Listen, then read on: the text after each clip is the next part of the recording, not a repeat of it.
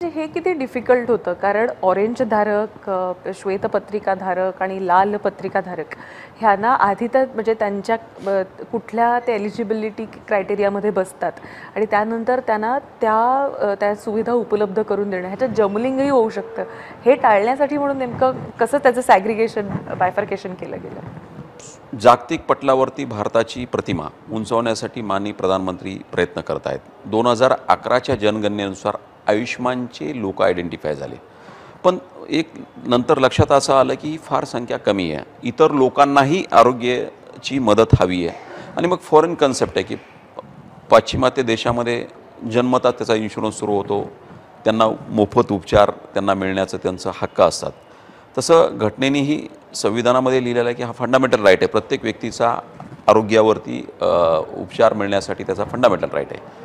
म्हणून ह्या दरम्यानच्या काळामध्ये माननीय प्रधानमंत्र्यांना वाटलं की जागतिक प्लॅटफॉर्मवरती आपल्या टिकण्यासाठी कुठल्या तरी राज्यामध्ये हा चांगला प्रयोग करता आला की संपूर्ण राज्याचाच आपण विमा उतरावा आणि त्या राज्यातील लोकांना मोफत उपचार द्यावे. त्या अनुषंगाने महाराष्ट्र हे मोठं राज्य आहे. इतर राज्यांमध्ये प्रयोग झाले असतील, पण सगळ्यात मोठा प्रयोग हा महाराष्ट्रामध्ये होतो आहे. आणि याच्यामध्ये प्रयोगादाखल आज 12 मधल्या काळामध्ये युनायटेड इन्शुरन्स कंपनीला आम्ही हे टेंडर दिलं होतं. आज जो विषय संपला, इन्शुरन्स मोड हा संपवला, आम्ही ॲश्युरन्स मोडवरती आलो, युनिव्हर्सल मोडवरती आलो.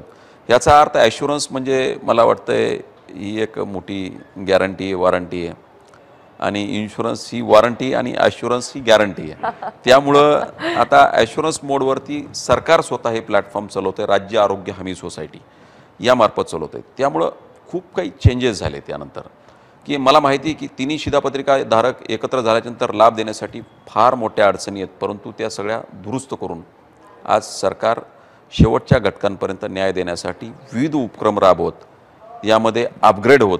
म्हणजे 2012पासूनची ही स्कीम आता आम्ही अपग्रेड करतो आहोत आणि शेवटच्या घटकांना न्याय देण्यासाठी प्रामाणिक प्रयत्न करतो आहोत. यामधले अडथळे भरपूर अडथळे की लोकांचा अवेअरनेस नाही आहे. बऱ्याचशा लोकांना माहीत नाही की आपण याच्यामध्ये इलिजिबल आहेत. बऱ्याच लोकांनी कार्ड काढलेले नाही आहेत. कार्ड नसेल तर उपचार थांबणार नाहीत. त्यांना सबस्टिट्यूट आम्ही डॉक्युमेंट्स दिलेत. तहसीलदारांना आम्ही अधिकार दिलेत की तशा पद्धतीचं प्रमाणपत्र जर इश्यू केलं, ज्यांचं राशन कार्ड अपडेट नाही, त्यांना आम्ही मोफत उपचार देतो आहे. परंतु अडचणी दूर करण्यासाठी लोकांनी पुढे यायला पाहिजे, ज्या माध्यमातून आम्हाला याची जास्तीत जास्त सेवा देता येईल. खरं तर